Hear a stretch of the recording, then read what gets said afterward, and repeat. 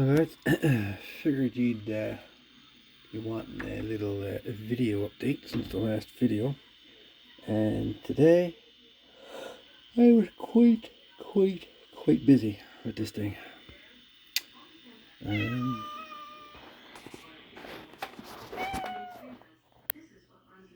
Alex, say hi. Say hi, Alex. Say hi, Alex.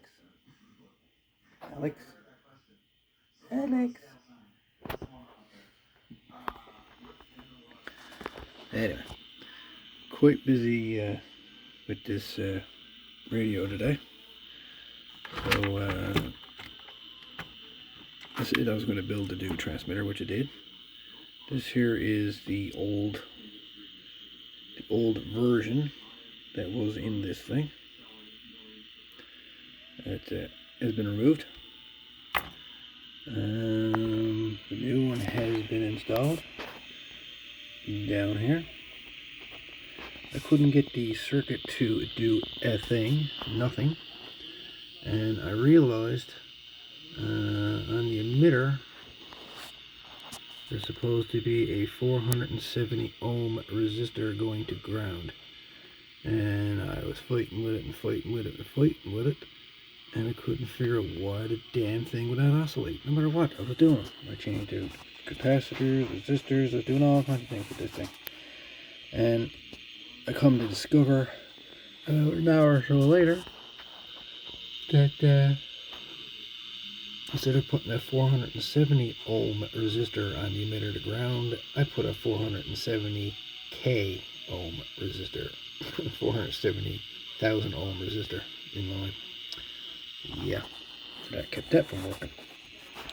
Once I replaced that, everything booted right up, no problem. There's the new toroid that I wound. Still got there in 1957. Got a 2N3904 put here because I thought it was the 2N2222 that was bad, but no, that was probably good. So I had a fair bit of drive coming from the oscillator section. There's the oscillator side, this side, and that's the output side, 1957. And I was finding I never had enough drive between the oscillator feeding the 1957. So that's where this circuit came in. So I built this one.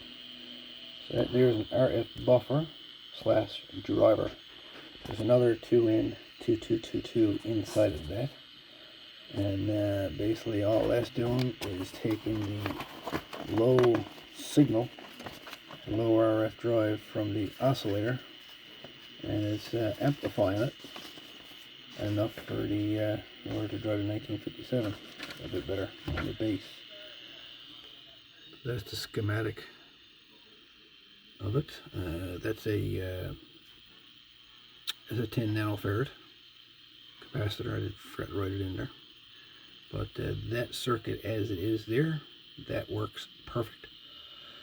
So you got your crystal oscillator comes in on this side, and this side here feeds the base of your 1957, and again it's supplied with 6 volts.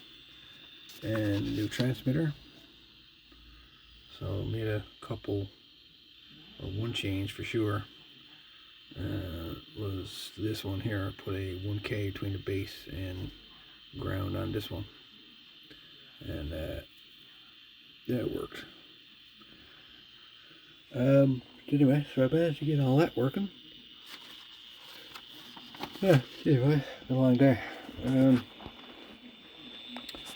So after I got the power up working and got it on the scope and whatnot, and also there's a whole lot of harmonics and whatnot.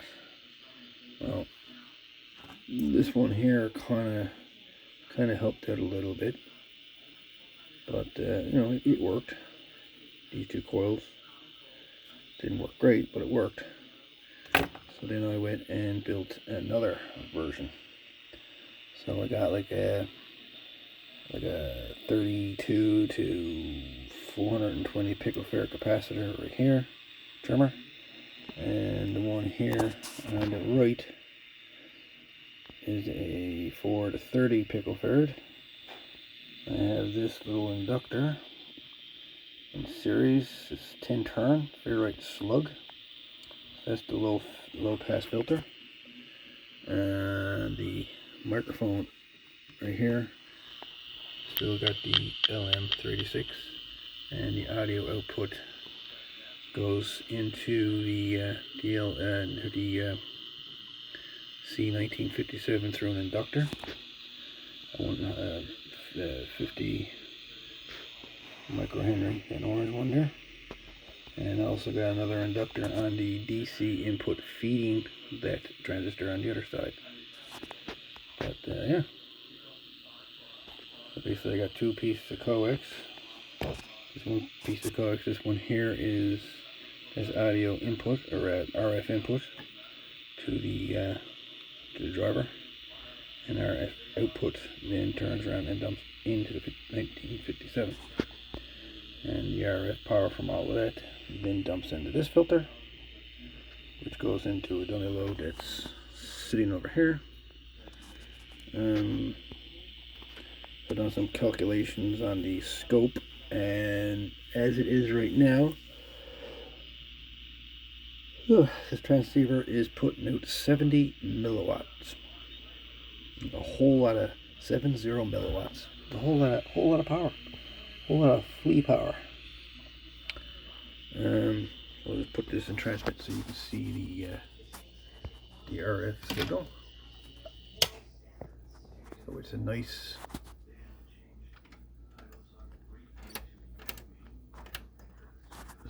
waveform. No harmonics at all, totally gone. And now I'm gonna talk into her. 1, 2, 3. 5, 4, 3, 2, 1. 5, 5, 5. 1, 2, 3, 4, 5. And that's the waveform from her. And this is into test 1, 2, 3, 4, 5. 5, 4, 3, 2, 1. 1, 2, 3, 4, 5. And she's off frequency a bit. 1, 2, 3, 4, 5. 5, 4, 3, 2, 1. I'm on FM. Hold on now.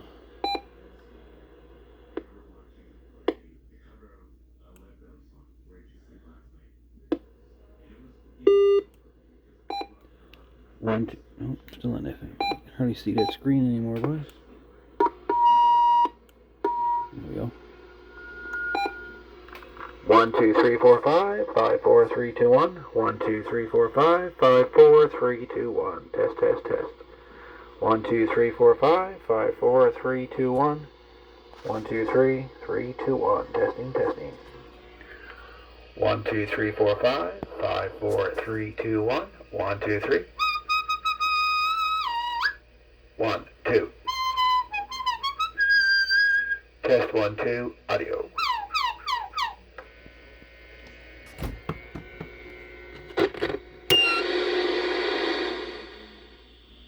So, here you have it. And that's everything that's in this thing now. Transmitter, 70 milliwatts, modulation, AM, receiver direct conversion, mic amplifier, and LM386. The audio amplifier for the microphone, or the audio amp for the receiver, is LM386. Audio preamp from the NE612 to the LM386. Uses a 2N2222 audio amplifier preamp. There's an RF buffer and RF driver. Tuned bandpass filter, tuned low pass filter, and of course built in July of 2026. So I got to take this circuit now and put that into an enclosure, and I just so happen to have this little meter, so I think I'm going to gut this. There's already connectors and stuff on it and a meter. So what I'm planning on doing, probably going to end up gutting this, because what I want to do, I want to build a I'm going to put a little watt meter, 100 milliwatt watt meter, using this meter. So that's the plan. I've also got a computer power supply that I could put this in, but I mean that's overkill for this. So little computer power supply case. I got another little idea I'm going to do with that, but so far that is the radio in all its glory. Anyway, folks, I'll see you on the next video as we continue working on the 40 meter transceiver, AM CW transceiver. I gotta say, this is a pretty cool little radio I got built here.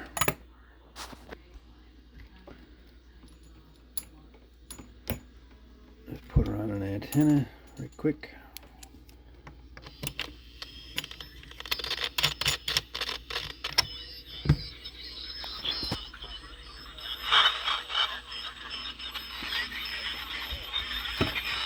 Let's play around with the tuning a little bit.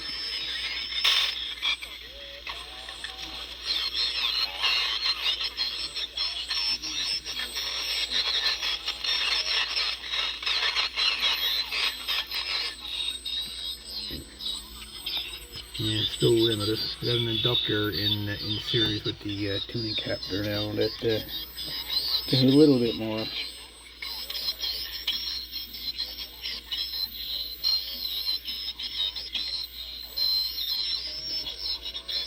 Gives me a little bit more range, but not quite enough.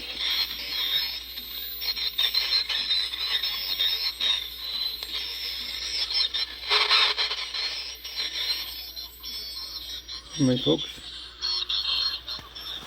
7-3, and I'll catch you on the next installment.